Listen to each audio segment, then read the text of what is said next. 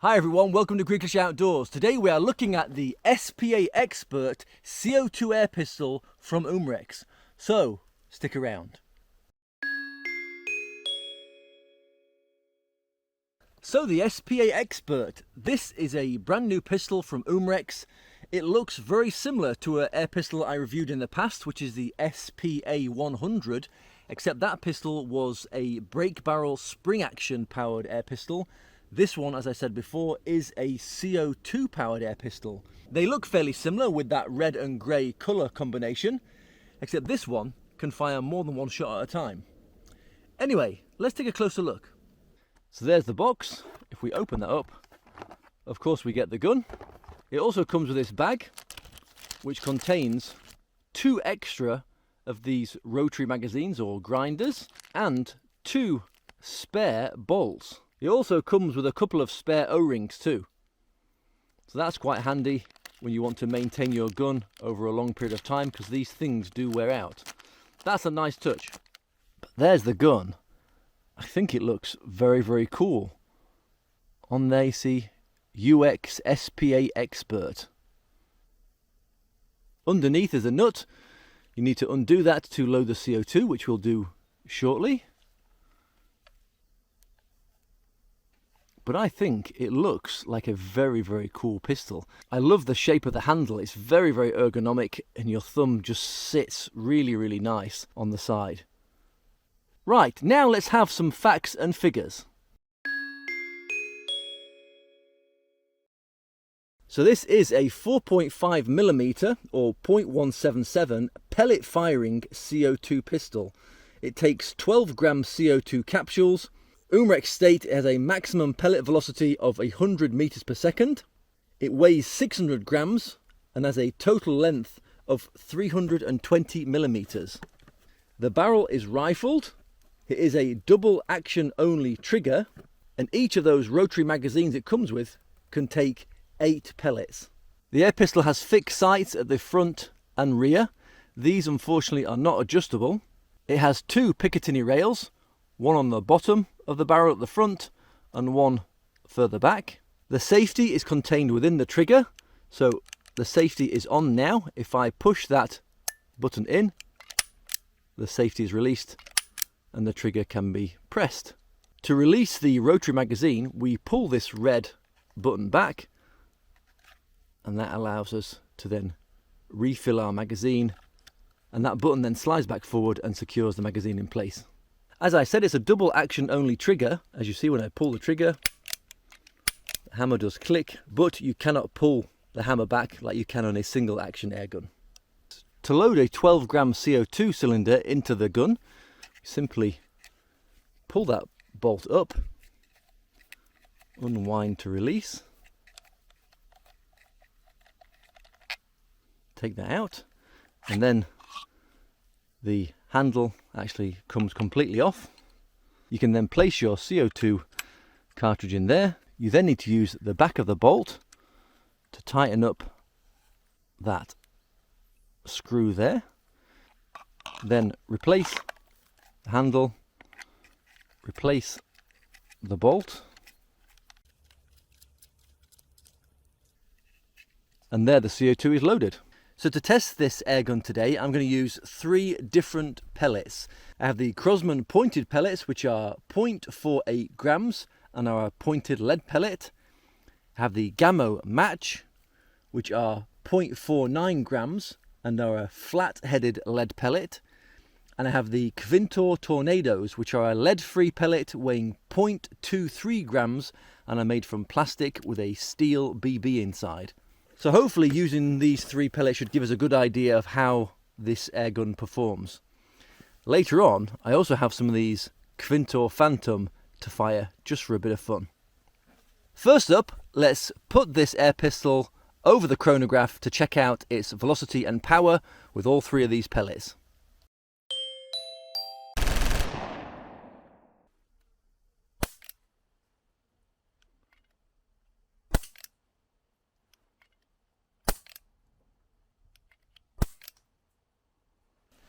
So the results from the chronograph are as follows.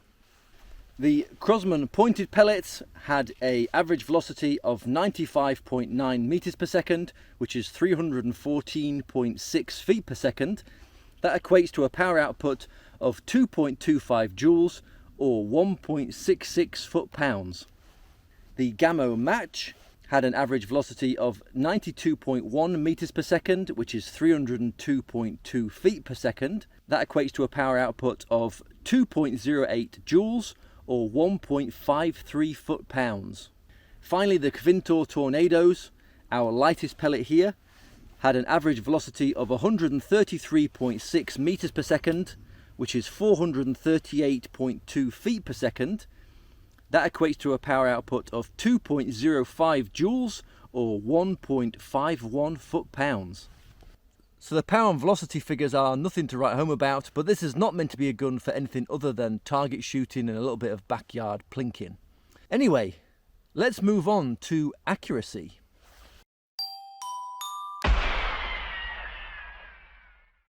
First up, from 10 meters away, we're going to fire the Crosman pellets.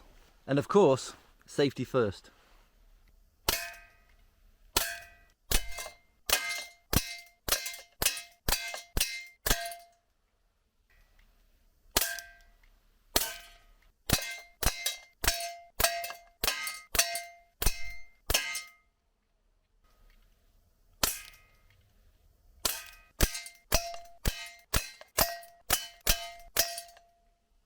So the accuracy test. All 3 pellets were pretty accurate. Every single shot went into the black. Probably the most accurate here is the Kvintor Tornadoes, with the grouping being slightly tighter. Then between the Crosman pointed and the Gamma match, the grouping is pretty similar, but the Crosman pointed have more hits on the inner circles. So I'm happy with that accuracy. Pretty good from 10 meters away from a budget gun.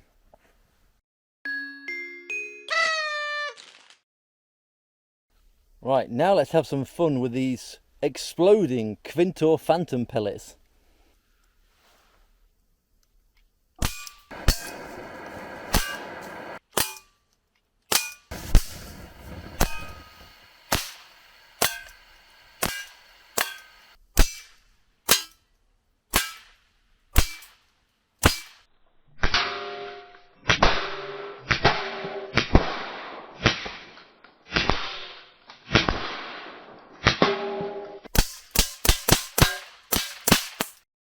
So was it fun? Well, I think so, yeah. That was a lot of fun, especially with those Kvintor Phantom exploding pellets. You can really fire off the 8 shots super quickly, but either way, it's a lot of fun. So what are my overall impressions of the Umarex SPA Expert? Well, I like it. It's fun, it looks cool. It definitely, to me, looks a little bit like the gun that RoboCop would have. Very nice, slightly futuristic looking. I like the fact it's got rails on the top and the bottom. Unfortunately, here in Greece, we're not allowed to put scopes on air guns, so I can't show you that today. But you could, I suppose, put a torch or a laser underneath. If you're in a country that can, you could put a red dot on the top. But even without that, it still looks cool. It's still great fun to shoot. I thought it was pretty accurate as well, over 10 meters with the 3 different pellets I used. It fits really nicely in your hand. I love the back of the pistol grip. That notch really lets your hand dig in there. It doesn't slip out of your hands due to the textured parts on the front and rear of the pistol grip. I just like it. It's fun. One thing I should highlight is that because this has a rotary magazine, like many other airgun rotary magazines, you cannot put longer pellets in these. So you're kind of limited to the regular size pointed, flat or hollow point pellets. You can't use the pellets which have the extended tips on the end, like the zombie pellets I tried in the past, or even things like the H&N Hornets, unless you get the shorter made versions like the Predator Polymag shorts, for example. Just something to be aware of, because you don't want to put a longer pellet in this and for it to get jammed in the gun. Although the CO2 cylinder might be a little bit of a faff to change, I do like the fact that this nut does come with it. So you don't have to have a separate hex key or Allen key. You just remove that, take off the pistol grip, and then use the other side of that to remove the gas cylinder. Yes, it might take a little bit of time, but I do like the fact that the key to all this is contained within the pistol itself. I love the fact it comes with 3 rotary magazines, it comes with extra O-rings, it comes with extra nuts in case you lose these. That's a really nice touch, I think, because sometimes you might lose these or you might need to replace those, and it's a pain in the neck trying to find them online. For some people, the trigger might feel a little bit stiff. If I just remove the magazine, the trigger does have a fairly long pull and it is quite heavy. If I just pull now, see all that distance. It's quite a distance and it is quite a lot of tension to pull it back also. However, as long as you squeeze the trigger slowly, then as I've shown, you can be pretty accurate with it. Another slight negative for some people might be the power output and pellet velocity. It's not that high out of this gun, but as I said earlier on, it's not really meant to be anything for like pest control or hunting. It's not powerful for that. It's just a fun plinker for your backyard, for the range, target shooter, and that's about it. But it looks cool, it feels great in your hand. I like that longer barrel on it. Might not be as long as the SPA 100 that I reviewed in the past, but it's still a very, very cool looking gun. Now you might be asking, how much does this gun cost? Well, here in Greece, I paid €73.90. Some of you might think that's quite a bit of money, but for an air gun of this quality, which feels very solid and strong, this gun will definitely last you a long time, especially with the extra bits they give you to maintain it. For me, I think that price is a bargain. Let me know what you thought of this in the comment section below. Is it an air gun that you would like to purchase yourself? Have you already got one of these? What do you think of it? I'd like to hear your thoughts. If you haven't already subscribed, please consider doing so today. It really helped the channel out. But for now, thanks for watching. Take care. Much love. See you next time.